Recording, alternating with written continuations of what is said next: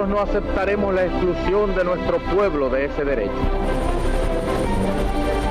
Mr. Gorbachev, tear down this wall.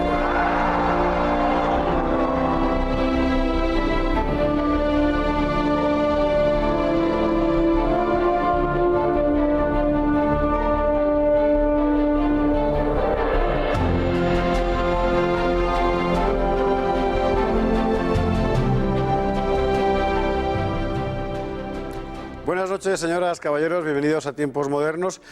Hace ahora 100 años hubo en España una huelga general revolucionaria. En realidad fue lo único que pasó, porque mientras todo el mundo estaba en guerra, la Primera Guerra Mundial, aquella que fue el acontecimiento fundador del siglo XX, España estaba al margen, neutral.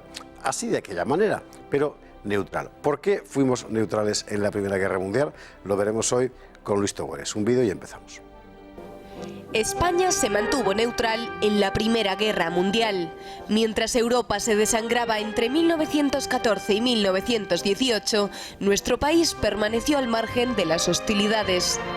La guerra ocupaba páginas y páginas en los periódicos y movía encendidos debates públicos, pero España sostuvo una estricta neutralidad, incluso cuando la actividad submarina alemana se cobró varios mercantes españoles.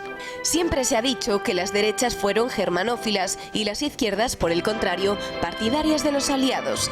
Esto en general no es mentira, pero tampoco recoge toda la verdad. Así, el principal valedor de una entrada en guerra junto a los aliados fue el oligarca por antonomasia, el conde de Romanones, y en la misma postura estaba el propio rey, Alfonso XIII. Por el contrario, el pretendiente tradicionalista don Jaime de Borbón era partidario de los aliados, aunque sus bases, los carlistas, eran germanófilas. En cualquier caso, lo que inclinó definitivamente la balanza a favor de la neutralidad fue el simple peso de los hechos. Ni el ejército español estaba en condiciones de librar una guerra de tal dimensión, ni nuestra economía podía permitírselo. El jefe del gobierno, el conservador Eduardo Dato, se lo explicó al rey con toda claridad. Con solo intentarlo arruinaríamos a la nación, encenderíamos la guerra civil y pondríamos en evidencia nuestra falta de recursos y de fuerzas para toda la campaña. Si la de Marruecos está representando un gran esfuerzo y no logra llegar al alma del pueblo, ¿cómo íbamos a emprender otra de mayores riesgos y de gastos iniciales para nosotros fabulosos? La neutralidad fue objetivamente un acierto. El país se mantuvo en paz y la economía creció de manera exponencial. Aparecieron, sin embargo, tensiones sociales que ya no tendrían vuelta atrás, incluida una huelga general. Y España pronto viviría en Marruecos su propio drama. Luis Togores, muy buenas noches. Muy buenas, Esparza. Balsa de paz, España dentro de la guerra europea.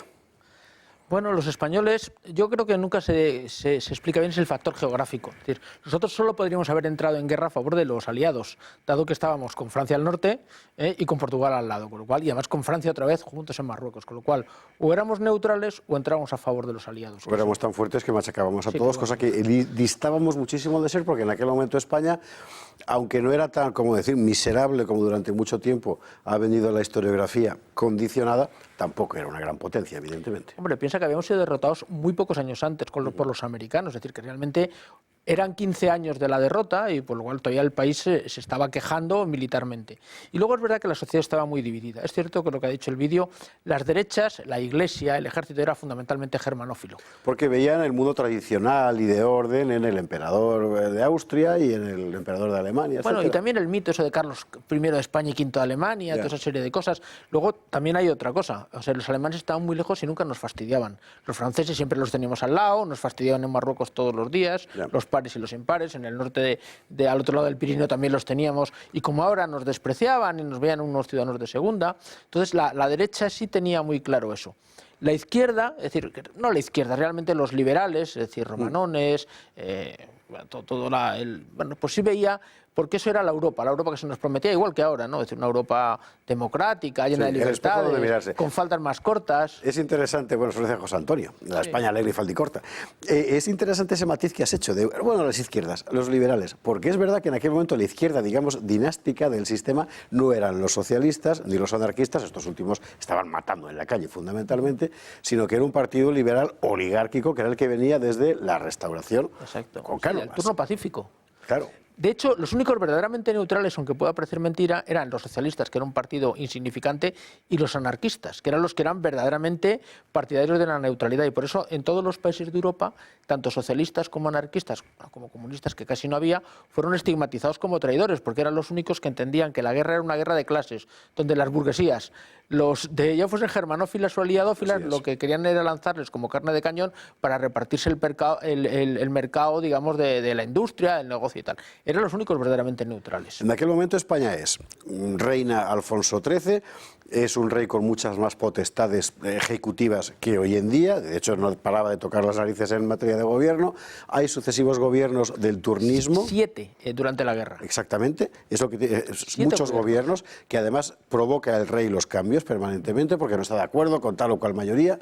En realidad esto no afecta al país porque las mayorías parlamentarias en el fondo son siempre los mismos, de tal manera que no hay cambios importantes, ¿no? Sí, el país iba por un lado, la nación y los gobiernos por otro. Y ahí tenemos a... Como ahora. Bueno, sí, de hecho hemos estado un año sin gobierno, con lo cual... Y nos ha ido bien. García Prieto, a Dato, a Romanones, en fin, estos famosos nombres. Maura, que también... Maura tiene un corto, efectivamente. Sí. El país está funcionando, sin embargo, es decir, aquella constitución un poco trapacera de Cánovas ha dado sus frutos. Paz social relativa hay. Pero se está agotando el modelo, es decir, el sistema se ha ido corrompiendo poco a poco, oligarquía y caciquismo, y la gente empieza a estar harto.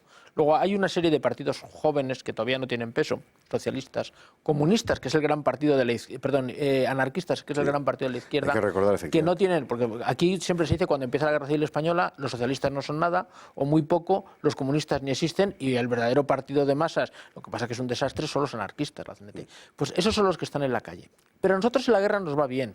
¿Por qué? Porque como todo el mundo está en guerra y los aliados, sobre todo los franceses, compran cualquier cosa, pues compran todo nuestro vino de la Mancha, compran todos los productos industriales, los tejidos, etcétera, que además encima se los vendemos de mala calidad porque los compran igual. Hay la famosa frase, esa que la habrás oído alguna vez, que dice, el vino de la Mancha, el de Valdepeñas, mató más franceses que los alemanes, ¿no? Bien, entonces se hace un gran negocio. Por cierto, los que hacen el mayor negocio de todos son los catalanes. Por cierto, los catalanes, como siempre, con sus tejidos... Con la industria textil. Venden uniformes, venden mantas, venden todo tipo de cosas al ejército aliado que lo devora todo, porque además es el único que lo puede comprar, porque los alemanes no tienen posibilidad geográfica de comprar ese equipo.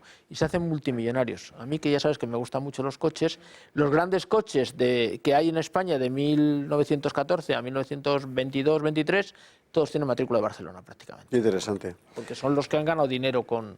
¿Hay algún incidente trágico, varios hundimientos de mercantes españoles o de cruceros españoles por submarinos alemanes en la refriega de la guerra marítima, y ni siquiera eso hace, de la guerra naval, perdón, y ni siquiera eso hace que entremos en guerra ni que dejemos de observar una neutralidad absoluta? Vamos a ver, yo creo que en esta época España hace un alarde de pragmatismo absoluto. La sociedad está totalmente dividida. En los casinos y en los clubs se peleaban y en las salas de verdad. Sí, pero se peleaban físicamente. Palo, sí. Pero todo el mundo sabe que no podemos entrar en guerra. De hecho, en Marruecos se paran las operaciones porque nos los piden los franceses.